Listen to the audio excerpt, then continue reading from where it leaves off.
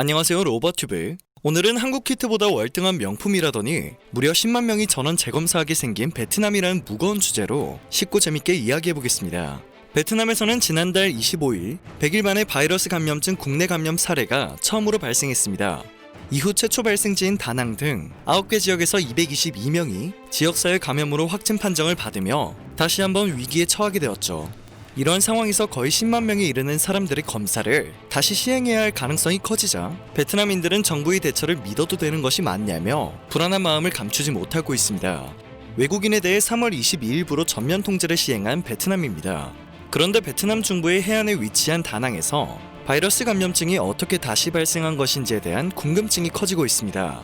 베트남 당국은 명확하지는 않지만 다낭을 통해 미립국한 중국인에 의해 감염증이 퍼졌다고 판단하고 있습니다. 만일 미립국 가설이 사실이라면 앞으로 더 많은 추가 확진자가 발생될 수밖에 없겠죠.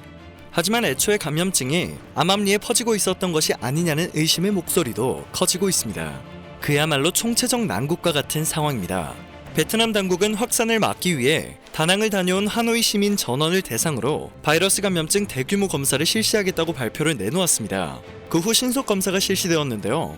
7만여 명을 검사한 뒤 신속 진단키트가 동이 나버리게 됩니다. 나머지 사람들은 신속 검사를 받지 못한 채 증상이 있으면 의료시설을 방문하라는 안내만 받게 되었습니다. 더군다나 베트남에서 실시한 신속 검사는 1차 검사나 다름이 없습니다. 그저 의심 확진자와 확진자를 신속하게 조기 발견하기 위한 검사라는 것인데요. 신속 검사를 받고 양성 판정을 받게 되면 다시 PCR 방식으로 재검사를 받아야 합니다. 비용적으로나 시간적으로 효율성이 굉장히 떨어지는 방식이었는데요. 결국 이 방식을 고집한 것이 화를 불러오게 되었습니다. 절반이 넘는 확진자가 무증상 감염자라 신속 검사로는 감염자를 제때 발견하기가 어려웠던 것이죠. 엎친 데 덮친 격으로 7만여 명을 검사한 속성 진단키트의 정확도가 낮다는 문제까지 제기되었습니다. 1차 신속 검사에서 음성이 나왔지만 다시 검사를 하면 양성이 나오는 경우가 속출했던 것인데요.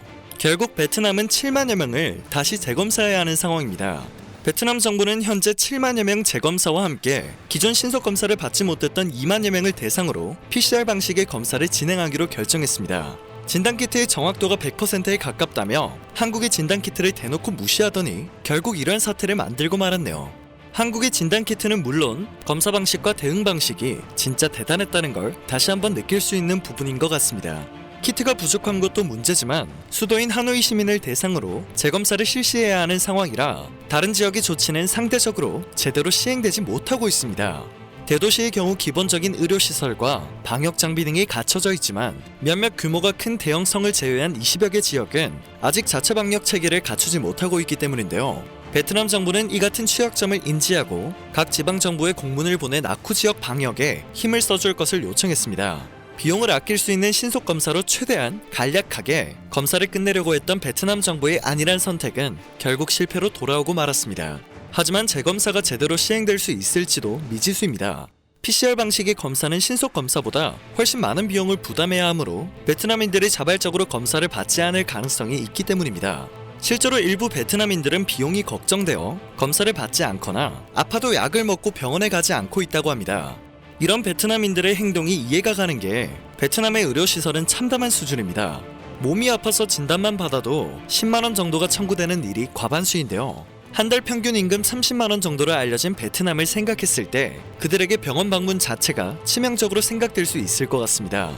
이 때문에 애초에 베트남 정부를 믿지 못하는 일부 베트남인들은 자국의 확진자 숫자를 의아하게 생각한다고 하네요. 사람들이 아파도 병원을 가지 않거나 검사를 받지 않았다고 생각하는 것이죠. 다시 위기에 처하며 베트남인들이 두려움에 떨자 베트남 정부는 방역 대책을 다시 논의하고 있는데요. 논의에서는 한국과 대만을 롤모델로 삼자는 의견이 계속해서 나오고 있다고 전해집니다. 2차 확산세가 발생했을 당시 한국은 발빠른 대응으로 조기에 확산 방지를 성공해냈다며 상황이 비슷한 만큼 한국의 대책을 따라야 한다는 의견이었죠. 한국이 엄청난 확산세로 위기에 봉착했을 당시 베트남은 한국에 등을 돌리며 뒤통수를 제대로 때린 바 있는데요.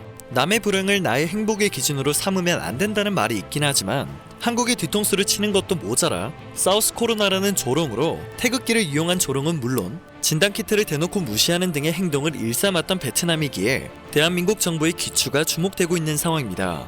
모쪼록 전 세계가 한마음으로 바이러스 감염증의 종식을 기다리고 있는 만큼 의료 환경이 열악한 베트남에서도 더 이상의 확산세가 이어지지 않길 바랍니다. 오늘 영상은 여기서 마치도록 하겠습니다. 늘 제 영상을 시청해주셔서 정말 감사드립니다. 전 세계의 소식들을 전해드리는 로버튜브 되겠습니다.